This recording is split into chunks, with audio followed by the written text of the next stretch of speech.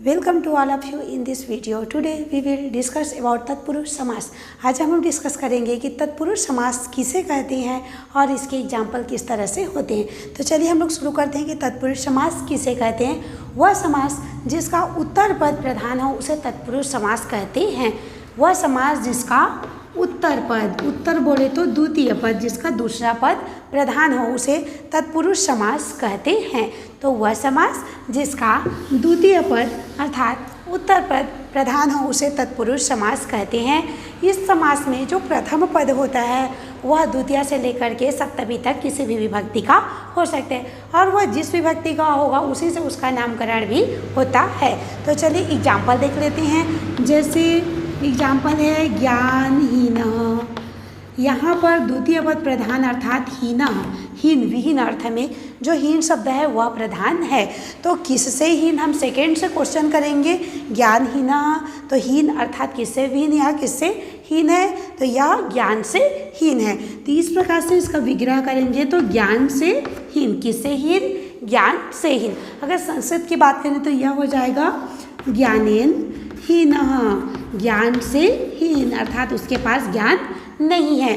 तो इस प्रकार देखिए जो प्रथम पद होता है वह द्वितीय से लेकर के सप्तमी तक, द्वितीय तृतीय चतुर्थी पंचमी षष्ठी सप्तमी, द्वितीय से लेकर के सप्तमी तक किसी भी विभक्ति का हो सकता है और वह जिस विभक्ति का होगा उसी से ही उस तत्पुरुष समास का नामकरण भी होगा। जैसे देखिए ज्ञानेनहीना, ये कौन सी विभक्ति है, तृतीय विभक्ति, तो यह हो जाएगा तृतीय या तृतीय तत्पुरुष समास, तृतीय तत्पुरुष समास, या बोल सकते हैं तृतीय तत्पुरुष समास। तो जो प्रथम पद होगा वह किसी जिस विभक्ति का होगा उसी से ही तत्पुरुष समास का नामकरण भी होगा। चलिए और एग्जाम्पल देख लेते हैं। जैसे हम लोग ग्रामगतः, ग्रामगतः, गतः मतलब गया हुआ, तो कहाँ गतः मतलब गया हुआ। द्वितीय पद इम्पॉर्टेंट है कि गया हुआ इम्पॉर्टेंट है, ये इम्पॉर्टेंट नहीं है कि गांव, गांव यहाँ पर या ग्राम यहाँ पर इम्पॉर्टेंट अर्थात प्रधान नहीं है बल्कि द्वितीय पद प्रधान है, क्योंकि तत्पुरुष समास में द्वितीय पद प्रधान होता है। तो यहाँ पर गया हुआ प्रधान है, तो कहाँ को गया हुआ, तो गाँव को गया हुआ। तो इस प्रकार से इसका विग्रह हो जाएगा ग्रामम गतः, गाँव को गया हुआ, किसको गया हुआ, गाँव को गया हुआ। तो यहाँ पर कर्ता ने कर्म को, कर्म मतलब द्वितीय विभक्ति, तो यह हो जाएगा द्वितीय तत्पुरुष समास। तो इस प्रकार से हमने सीखा कि जो प्रथम पद जिस विभक्ति का होगा उस ऐसे ही तत्पुरुष समास का नामकरण होता है। अगर हम हिंदी की बात करें तो ग्रामगतः, गाँव को गया हुआ। इस प्रकार से अगला एग्जाम्पल देख लेते हैं।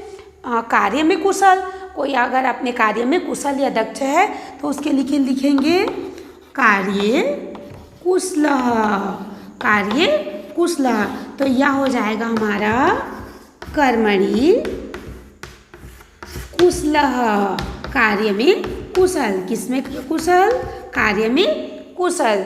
या फिर बोल सकते हैं कार्य कुशलः, कार्य में प्रवीण, या हम लिख सकते हैं शास्त्र निपुण, निपुण का भी अर्थ होता है कुशल या दक्ष। यहाँ देखिए निपुण का भी अर्थ होता है अपने कार्य में सर्वश्रेष्ठ, उत्तम, अति उत्तम, सर्वोत्तम, कुशल, दक्ष। तो यहाँ पर हो जाएगा किसमें निपुण, तो शास्त्र में निपुण। तो इसका हो जाएगा यह शास्त्र में का अर्थ है सप्तमी विभक्ति, तो यह होगा शास्त्रे निपुण, शास्त्रे निपुण, शास्त्र में निपुण। यहाँ पर देखेंगे शास्त्र निपुण, तो यह हो जाएगा शास्त्रे निपुण। या फिर हम इसको बहुत सारे शास्त्रों में निपुण बोलेंगे तो यह शास्त्रेषु निपुण भी हम यूज कर सकते हैं। तो इस प्रकार से हमने सीखा कि तत्पुरुष समास में द्वितीय पद प्रधान होता है, तत्पुरुष समास में द्वितीय पद प्रधान होता है। प्रथम पद होता है जो वह द्वितीय से लेकर के सप्तमी तक किसी विभक्ति का हो सकता है और जो प्रथम पद है जिस विभक्ति का होगा उसी से ही उसका नामकरण होगा। तो आज का हमारा टॉपिक तत्पुरुष समास यहाँ से कंप्लीट होता है। Thank you.